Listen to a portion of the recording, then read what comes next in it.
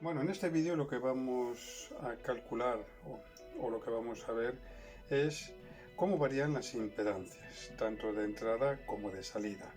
¿eh? En el anterior vídeo cuya tarjeta aparece en la pantalla, pues calculamos los distintos componentes que formaban parte de una etapa amplificadora en emisor común y también los distintos parámetros que formaban parte de una etapa amplificadora en emisor común, como son ganancia de tensión, ganancia de corriente, impedancia de entrada y impedancia de salida. Vimos que el problema que tenía una etapa amplificadora en emisor común es que teníamos que jugar con las impedancias, ya que si la impedancia de entrada subía, también subía la impedancia de salida. Con lo cual pues tenemos que jugar un poco para ver qué es lo que más nos convenía. Si tener una impedancia de entrada alta para así poder conectar más fuentes de señal sin peligro de que las podamos sobrecargar, dependiendo también de la impedancia que tengan dichas fuentes de señal, o también bajar la impedancia tanto de entrada como de salida, con lo cual nos permitía conectar el transistor a mayor número de cargas, porque al tener la impedancia de salida más baja, pues a más cargas podíamos conectar este amplificador sin peligro de que se nos pueda sobrecargar. Bueno, en este vídeo lo que vamos a ver es cómo conseguimos o hacemos o qué es lo que hace que esas impedancias tanto de entrada como de salida pues suban o bajen. Bueno, en el anterior vídeo de la tarjeta que ha aparecido anteriormente, pues vimos que o calculábamos tanto los componentes de esa etapa amplificadora como sus parámetros a través de esta recta de carga dinámica. Esta recta de carga dinámica cuya tensión máxima eran 12 voltios y cuya corriente de colector máxima eran 60 miliamperios, y elegíamos el punto de trabajo reposo en el centro de esta recta de carga. Y quiero recordar, me parece que las impedancias que calculábamos, vamos a verlas. La impedancia de entrada, acordaros, era 166 ohmios. 166 ohmios era la impedancia de entrada. La impedancia de salida eran 200 ohmios. 200 ohmios. La ganancia de tensión eran 240. La ganancia de tensión eran 240 y la ganancia de corriente eran aproximadamente de 200. Eso diseñándolo a través de esta recta de carga. A través de esta recta de carga pues nos daban esos valores. Pero como he dicho anteriormente, yo lo que quiero es, por las razones que sean, aumentar las impedancias, tanto de entrada como de salida. Bueno, aquí si sube una, la otra también va a subir. ¿De acuerdo? Si sube una, la otra también va a subir. Por tanto, quiero subir las impedancias. ¿Por qué motivo? Porque tengo una fuente de señal con una impedancia superior a los 166 ohmios que tenía este amplificador diseñado a través de esta recta de carga. Vamos a suponer que tenía pues una impedancia de 300 ohmios esa fuente de señal, y por lo tanto no la puedo conectar a ese amplificador, al amplificador que hemos visto ahora, el que muestro en la tarjeta, la tarjeta que muestro al principio de este vídeo, para poder acceder a ese amplificador y ver cómo se calculan cada uno de esos componentes y todos esos parámetros. Pues vemos que esa impedancia que hemos calculado en ese amplificador pues es inferior, son 166 ohmios, es inferior a la impedancia de la fuente de señal que quiero conectar a ese amplificador, que como he dicho son 300 ohmios. Entonces, ¿cómo aumento esa impedancia para no sobrecargar esa fuente de señal? Bueno, pues lo que hacemos es lo siguiente. En vez de elegir una tensión de 12 voltios, vamos a seguir eligiendo una tensión de 12 voltios, la 12 voltios de la fuente de alimentación. Pero en vez de elegir una corriente máxima, colector emisor de 60 miliamperios, vamos a elegir una de 20 miliamperios. 20 miliamperios, con lo cual la recta de carga, en vez de ser esta, pues va a ser esta, que bueno, que luego la voy a dibujar. Esta de aquí. Con lo cual, ¿qué ocurre? ¿Qué es lo que va a ocurrir? Pues que en este amplificador las corrientes tanto de base como de emisor colector que van a circular pues van a ser menores. Al ser menores, esas corrientes que circulan por ese amplificador, sus impedancias pues van a ser mayores. Vamos a ir viéndolo poco a poco. Bueno, pues he dibujado la recta de carga dinámica, esta nueva recta de carga dinámica, esta que tengo aquí, que va de los 20 miliamperios a los 12 voltios, es decir, la tensión máxima cuando el transistor está en corte serían 12 voltios y cuando ese transistor está en plena conducción serían 20 miliamperios. Pero bueno, para que se cumpla esto, ¿qué es lo que tenemos que hacer? Pues tenemos que calcular la resistencia de colector para que se cumpla pues esto que he mostrado aquí. Y bueno, y tenemos aquí esta resistencia es la que va a determinar esa recta de carga dinámica. ¿Y a qué va a ser igual? Pues a los 12 voltios, que es la tensión VCC, la tensión máxima, dividido entre la corriente máxima que va a atravesar este colector emisor de esta etapa amplificadora, que serían 20 miliamperios. ¿Y cuál va a ser la corriente, o mejor dicho, la resistencia, esta resistencia RC, para determinar, para que se cumpla lo establecido por esa recta de carga? Pues se va a ser una resistencia de 600 ohmios. Bueno, ya tenemos determinada la recta de carga dinámica de esta etapa amplificadora. Bueno, pues a partir de aquí pues vamos a ir calculando pues todos estos componentes y vamos a determinar vamos a ir hallando estos componentes, y para hallar estos componentes lo que tenemos que hallar previamente o identificar plenamente pues es la corriente de reposo. La corriente de reposo que nosotros hemos elegido, que es de 50 microamperios. Bueno, pues elegimos el centro de la recta de carga dinámica, la tensión de reposo, igual que en el caso anterior, del anterior vídeo. El anterior vídeo elegimos también 6 voltios, pues aquí también 6 voltios. Vamos a elegir 6 voltios como tensión de reposo colector emisor.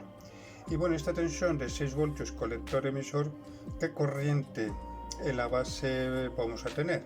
Bueno, pues vamos a tener una corriente de base, pues, bueno, vamos a redondearle, vamos a poner 50 microamperios, no es 50 microamperios porque como veis aquí corta esta línea que es inferior a 50, pues yo que sé, serían 48 microamperios, pero para redondear, luego si vosotros queréis ser más exactos, pues bueno, pues para que, pues nada, lo podéis ser, pero en este caso, como es para demostrar cómo se calcula una serie de parámetros que en este caso son las impedancias tanto de entrada y salida, que queremos aumentar su valor, ¿cómo lo hacemos? Pues lo que vamos a hacer es por redondear, En vez de vamos a elegir una corriente de base de 50 microamperios que corresponden, pues bueno, también vamos a redondear a una corriente colector emisor pues de 10 miliamperios, si me permitís el redondeo, ¿de acuerdo? Bueno, pues ya hemos elegido esta corriente de 50 microamperios y ahora vamos a elegir las corrientes, estas dos corrientes que nos van a permitir calcular estas dos resistencias, RB1 y RB2. RB1 y RB2. Bueno, si queréis saber cómo se calculan, pues vuelvo a remitir al vídeo cuya tarjeta he mostrado anteriormente. para ver cómo se calcula. No lo voy a repetir aquí para que esto no sea muy largo y muy pesado. Y me da como resultado que la RB1 son 47K y la RB2 3K5. ¿De acuerdo? Este es el valor de estas dos resistencias para que aquí tengamos 50 microamperios. Bueno, ahora vamos a ver o vamos a calcular la impedancia de emisor. La impedancia de emisor. Vuelvo a remitiros al vídeo que he mostrado anteriormente para que sepáis cómo se calcula y qué es la impedancia de emisor. Bueno, aquí la impedancia de emisor en este nuevo transistor en el cual hemos modificado su recta de carga dinámica, pues esta impedancia de emisor pues sería igual a los 25 milivoltios pico a pico, que es la tensión de emisor, dividido entre los 10 miliamperios, que es la corriente de reposo. En ese vídeo vuelvo a repetir que explico por qué se elige la corriente de reposo. No se elige una corriente pico a pico, sino se elige la corriente de reposo. Y bueno, nos da como resultado una impedancia de 2,5 ohmios. Por tanto, la impedancia de emisor, en este caso, van a ser 2,5 ohmios. Ahora vamos a calcular la impedancia del transistor, la impedancia de base. Es decir, la impedancia del transistor, de la entrada del transistor, no del amplificador, vuelvo a repetir, sino de la entrada del transistor. Y como sabéis, pues será multiplicar la impedancia de emisor por los 240, que era la ganancia del transistor. También en ese vídeo, también os muestro cómo se identifica o cómo se calcula esta ganancia. Y bueno, y por lo tanto la impedancia de emisor pues sería igual a 2,5 ohmios multiplicado por 240 sería 600 ohmios. Por tanto, la impedancia de entrada de este transistor son 600 ohmios. Bueno, ahora vamos a calcular la impedancia de entrada de la etapa amplificadora. Y la impedancia de entrada pues sería el paralelo de RB1 y RB2 y esta impedancia del transistor, ya que aquí tenemos 3 ramales. La corriente al llegar aquí se divide en 3 ramales y por lo tanto la impedancia de entrada pues sería el paralelo de las impedancias y resistencias existentes en estos 3 ramales, como sabemos, y que sería el paralelo de 47, que sería RB1, el paralelo de 3K5, que sería RB2, y el paralelo de la impedancia de entrada del transistor, que serían 600 ohmios, con lo cual nos va a dar una impedancia de entrada de 506 ohmios. Anteriormente os dije que aquí quería yo conectar un generador de señal cuya impedancia de salida, dicho generador de señal, era de 300 ohmios. Bueno, si la impedancia de entrada de nuestro amplificador es de 506, pues supera en más de 100 ohmios, supera, 206 ohmios, supera la impedancia de salida de ese generador de señal, por lo cual no le vamos a sobrecargar, por lo cual nos va a proporcionar plenamente toda la señal, y el amplificador pues nos la va a ampliar. Otra cosa, como ya veremos, la impedancia de salida. Bueno, pues aquí tenemos la impedancia de entrada, que son 506 ohmios. Ahora vamos a calcular la impedancia de salida. La impedancia de salida, pues, que era calcular previamente la impedancia de colector, la impedancia dinámica de colector, que era la tensión 4 voltios pico a pico, que os vuelvo a recordar que la tensión de 4 voltios pico a pico es que hemos elegido 6 voltios de tensión de reposo, y al meterle una señal senoidal con semiciclos positivos y semiciclos negativos, la señal de salida pues va a ser una señal que va a estar por debajo de los 6 voltios de la tensión de reposo y por encima, entre encima y debajo de esta tensión de 6 voltios, es decir, 2 abajo cuando la onda senoidal de la base sea positiva, su mayor pico positivo, y 8 voltios cuando sea su mayor pico negativo, por tanto va a estar entre 4 y 8 voltios en la salida de este amplificador, con lo cual va a tener una tensión pico a pico de 4 voltios pico a pico. ¿Y cuál sería la corriente pico a pico en el colector? Pues bueno, vamos a ir aproximándolo. Tenemos aquí este punto y tenemos que sería la corriente mínima y aquí la corriente máxima. Pues bueno, entre este punto y este punto más o menos, pues a ojo de buen cubero, pues yo he elegido pues 6 miliamperios. He elegido 6 miliamperios, con lo cual la impedancia de colector, como vamos a ver posteriormente,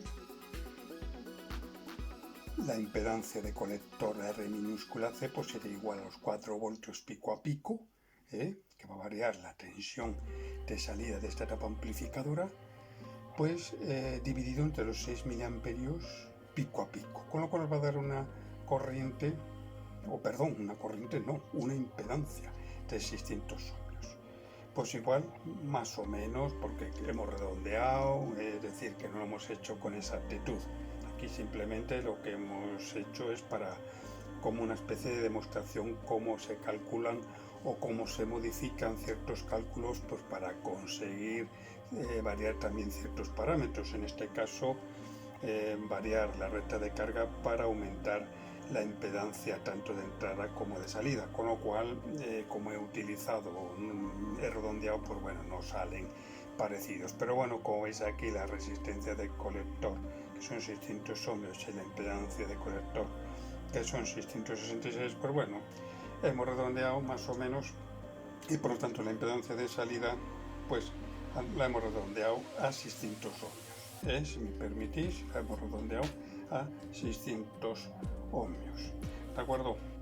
Bueno, y una vez que hemos conseguido esta impedancia de salida, pues vemos que bueno, que si les comparamos con el anterior amplificador, que vuelvo a repetir, no quiero ser pesado, cuya tarjeta he mostrado anteriormente, vimos que la impedancia de salida eran 200 ohmios y la impedancia de entrada 166. Como veis, tanto la impedancia de entrada como la impedancia de salida han aumentado en este amplificador al variar pues la recta de carga dinámica, ¿no? Pero vamos a ver, por curiosidad, a ver si varían también las ganancias. Bueno, pues aquí vamos a calcular la ganancia de tensión. Si os acordáis, la ganancia de tensión era dividir la impedancia de salida, o RC, dividido entre la impedancia de emisor RE, que serían 600 entre 2,5, 240. Me parece que es igual a la ganancia que teníamos con la anterior recta de carga. Cuando la recta de carga partía de los 60 miliamperios y 12 voltios, teníamos una ganancia de tensión de 240. Y ahora vamos a ver la ganancia de corriente. La ganancia de corriente, si os acordáis, volvéis otra vez a ese vídeo, donde, bueno, el vídeo de la tarjeta que he mostrado anteriormente, y vemos cómo se calcula la ganancia de corriente. Y aquí la ganancia de corriente con esta nueva recta de carga, cuya corriente de emisor máxima son 20 miliamperios y cuya tensión máxima son 12 voltios, pues la ganancia de corriente pues van a ser 240. Si os remitís a ese vídeo veréis que la ganancia de corriente me parece que eran 200. Mira, aquí pues ha aumentado, aquí ha aumentado un poco, ¿de acuerdo? Pues como veis, un amplificador de emisor común, pues las ganancias de tensión y de corriente pues no varían mucho. Lo único que varían son las impedancias, tanto de entrada como de salida. Lo que pasa es que si aumentamos la de entrada, aumentamos también la de salida, y viceversa. Con lo cual, como he dicho anteriormente, pues debemos de jugar pues según nuestra conveniencia, para que queremos este amplificador. Si este amplificador le vamos a conectar una carga cuya impedancia es muy elevada, pues, elevamos la impedancia y con lo cual pues no vamos a tener ningún problema a la hora de conectar una fuente de señal, ya que al ser la impedancia de entrada alta, pues tenemos menos probabilidades de que la podamos sobrecargar a esa fuente de señal, porque bueno, es difícil que supere esa impedancia. Y en caso de que la supere, pues nada, volver a hacer todos estos cálculos, buscar una nueva forma, volvemos a hacer todo esto, otra recta de carga, o encontrar otro transistor pues que tenga mayor ganancia, con lo cual así es como diseñaríamos un amplificador en emisor común. Bueno, en próximos vídeos que voy a mostrar y que espero que sea de interés, pues se puede mejorar todo esto que hemos visto anteriormente, pues a través de sucesivas etapas. Es decir, por ejemplo, tenemos una etapa en colector común que tiene pues impedancias de entrada muy altas y impedancias de salida muy bajas.